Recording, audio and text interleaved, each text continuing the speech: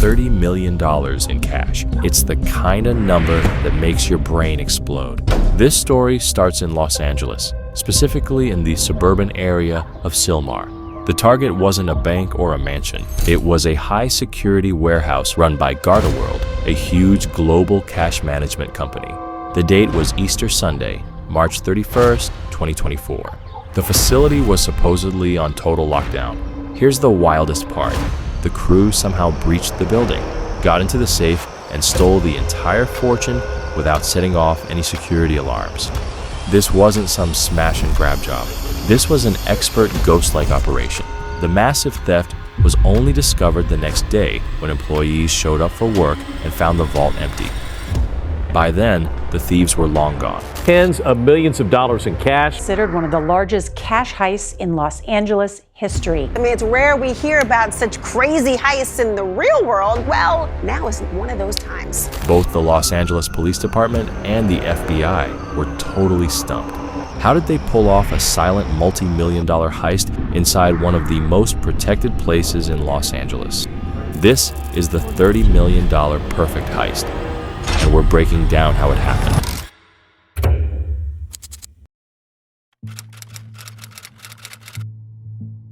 Forget what you've seen in movies. The target wasn't some ancient underground fortress. The GardaWorld facility in Sylmar was ordinary.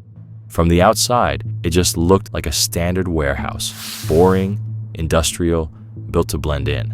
But what it held was anything but boring. This facility wasn't a public bank. It was a massive cash management hub, essentially a vault for hire.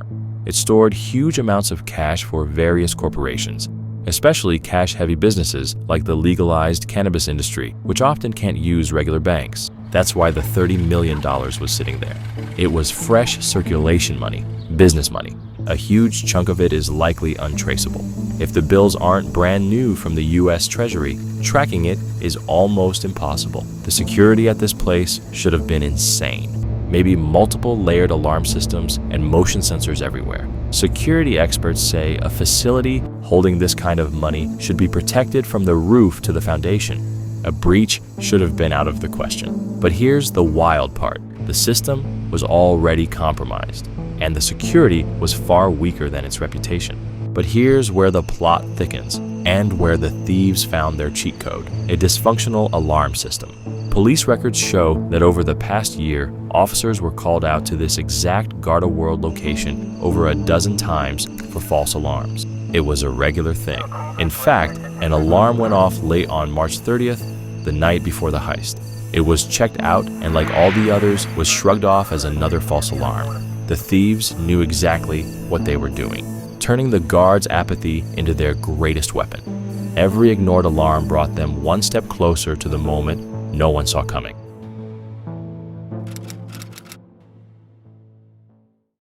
The stage was set on Sunday, March 31st, 2024. The calendar hit the long Easter weekend, a perfect time for a facility like GardaWorld to be locked down and understaffed. Around 11:30 p.m., an alarm was triggered at the facility. But because of the year-long pattern of false alarms, it was instantly dismissed. No immediate serious response. The responding security team figured it was just another glitch. A final check to see if their game was working. The system went off, and no one seriously listened. The green light was on. They now knew they had a massive window of silence. As the facility's intricate alarm systems were ignored, the operation was then official. For hours, the sound of machinery cut through the night silence. The team was using heavy-duty equipment, not just simple crowbars. They weren't fighting the vault. They were surgically dismantling the access points, confident that the electronic security was blinded. They had all night. They were working a major construction project right next to a sleeping neighborhood. The crew are now operating in their silent window between late Saturday and early Sunday morning. The most likely way they got in was through a hole in the roof of the building. Some reports even mention tunneling to get through the structure's shell. This is where the operation went to a straight-up spy movie. The building had a fortified perimeter that should have been impossible to penetrate. The thieves got around this by using some sort of signal jamming equipment. A nearby store owner reported their Wi-Fi was useless for most of that day. The thieves were shutting down surveillance feeds and disrupting any kind of wireless signal that could give them away. They were working in the dark, and they made sure the cameras were too. It was time for the main event, the vault. The $30 million were locked behind a safe that was designed to endure anything. But the thieves didn't blast their way in. They accessed the vault itself, and investigators were later stunned. There were no obvious signs of forced entry on the main door. This means they had an insane level of knowledge. They knew the internal mechanics, the bypass codes, and the precise location to drill and disable the lock without setting off the seismic detectors, cutting the hole, disabling the signals, accessing the safe, and loading up the $30 million.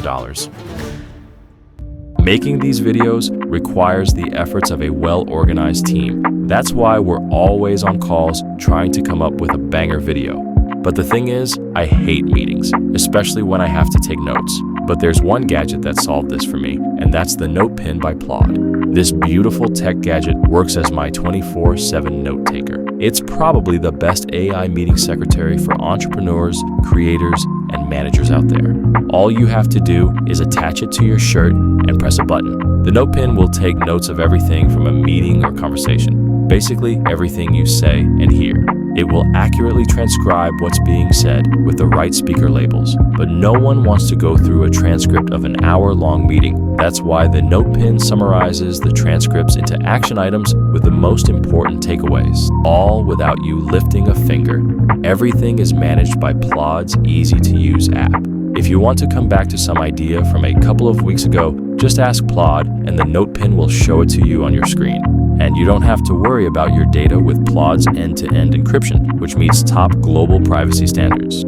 If you're a high-performing individual or working on becoming one, the Note Pen by Plod is the work companion you need. We've teamed up with Plod to give you 20% off by clicking the first link in the description, or just scan this QR code. Use the promo code FPD20 at checkout. One neighbor heard the loud mechanical whirring for at least 2 hours. This was not a quick job. It was methodical, unhurried, and dripping with confidence. They knew they had the night to themselves.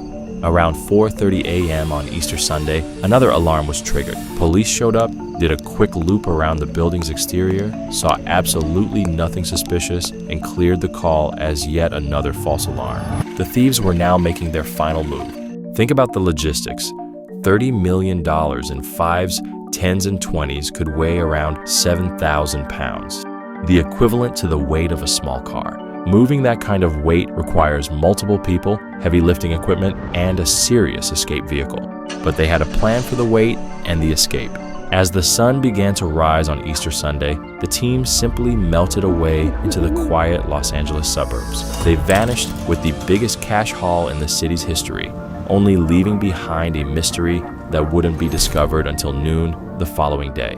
Their getaway route was just as calculated as the heist itself, a maze of side streets leading to the I-5, then onward through the industrial outskirts where no one would think to look.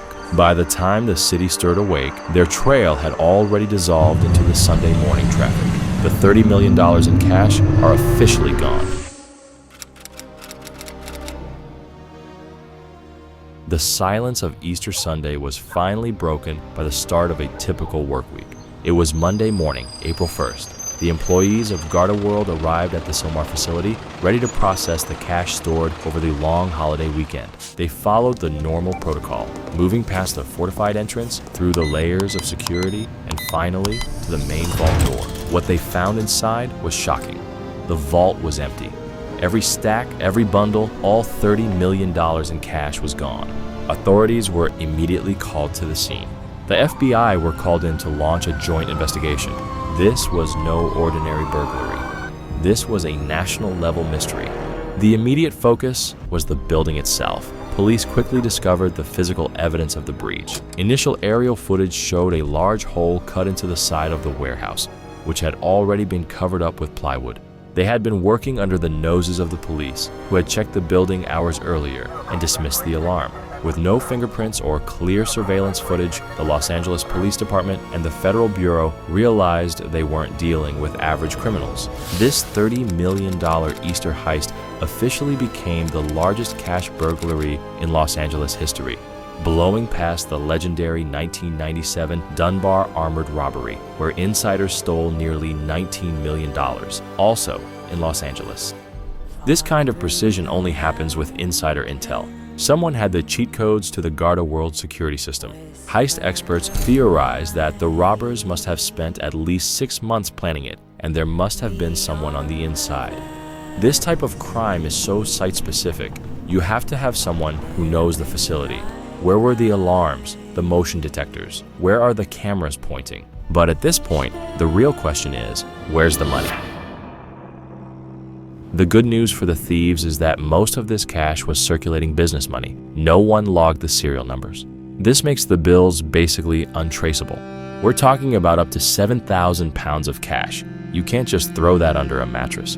And you certainly can't just buy a Lamborghini without alerting the feds. The thieves have to hide the physical bulk and then slowly integrate it back into the market, most likely through cash-heavy, low-profile businesses like car washes or certain retail operations.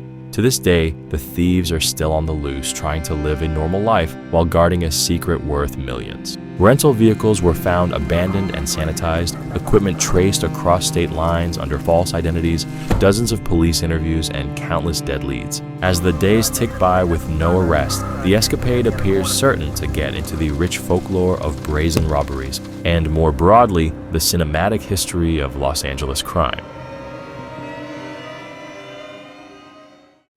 If you're interested in becoming a YouTuber, whether a personal channel or a faceless one, we made a document to help you understand a few key points before you actually invest in YouTube.